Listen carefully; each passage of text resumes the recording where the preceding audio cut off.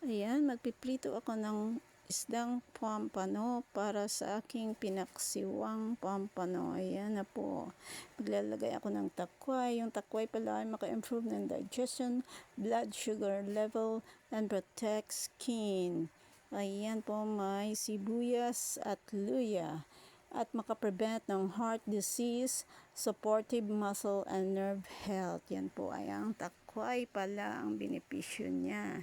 Ayan po, at nilunod ko na ang pinirito kong pampano. Ayan. Ganyan po ako magpaksiw ng isdang pampano at nilagyan ko ulit sa ibabaw ng luya. Ayan siya, guys.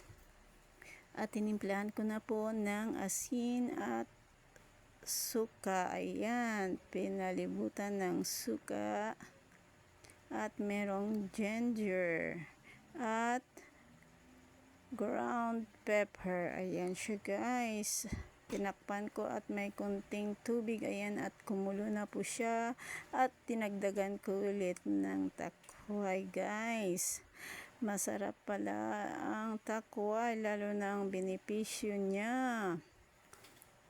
Ayan, hindi po siya pwedeng halu-haluin at halongkatin ang mga sangkap niya, lalo na ang takway, dahil kakati po siya pag hinalo siya. Ganyan lang po pag tinimplahan. Ayan, at nilagyan ko na rin ng sili green.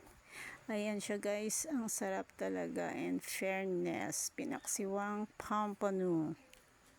Ayan siya, at may sili green. Takpan po natin at malapit na pong maluto. Ayan siya, okay na po, sarap. Thanks for watching, guys.